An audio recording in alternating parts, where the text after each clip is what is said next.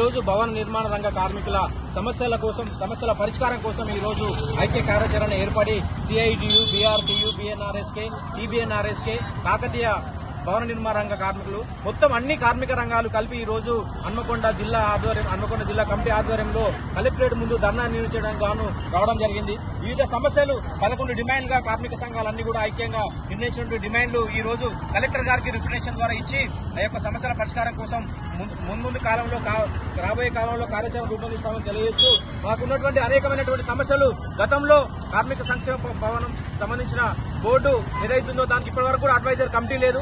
ఎందుకంటే మన తెలంగాణలోనే అతిపెద్ద పరిశ్రమ వ్యవసాయ రంగ పరిశ్రమ తర్వాత ఈ రోజు భవన నిర్మాణ రంగ పరిశ్రమ, హైదరాబాద్ తర్వాత హన్మకొండ, వరంగల్ లాంటి నగరంలో వివిధ రంగాల రాష్ట్ర అంతర్రాష్ట్ర కార్మికులు కూడా ఇక్కడ పనిచేస్తూ బతుకున్నటువంటి ఈ మహానగరంలో కార్మికులకి హక్కుల కోసం ఈ రోజు కలెక్టర్ ఆఫీస్ చుట్టూ తిరగాల్సిన పరిస్థితి, అనేక రకమైనటువంటి కార్మికులకు సంబంధించిన క్లైమ్స్ కూడా ఈ రోజు కనీసం సుమారు 26,000 బిల్స్ ఈ రోజు హన్మకొండ జిల్లాలో పెండింగ్ ఉన్నాయి. ఆ బిల్లులను కూడా వెంటనే విడుదల చేయాలని చెప్పేసి కోరుతూ, అదేవిధంగా గత ప్రభుత్వం అసెంబ్లీలో తీర్మానం చేసినటువంటి ప్రతి జిల్లాకి 3,300 బైకుల చొప్పున కార్మికులకు ఇస్తామని చెప్పేసి ఆ బోర్డు ద్వారా వచ్చే నిధుల ద్వారా ఇస్తామని చెప్పినటువంటి ప్రభుత్వం తీర్మానాన్ని కూడా అమలు చేయాలని చెప్పేసి, అదేవిధంగా 33 జిల్లాలకు గత ప్రభుత్వం 24 గుంటల చొప్పున ఇవ్వడం జరిగింది. మహానగరంలో కలెక్టర్ ఆఫీస్ పక్కనే ఉన్నటువంటి 24 గుంటల స్థలాన్ని కార్మిక సంక్షేమ భవనం కోసం ఇచ్చినటువంటి స్థలాన్ని ఈ రోజు కూడా గుర్తించి దానికి నిధులు కేటాయించి చేయాల్సిన పరిస్థితి కలెక్టర్కి లేదు, ప్రభుత్వానికి కూడా లేదు.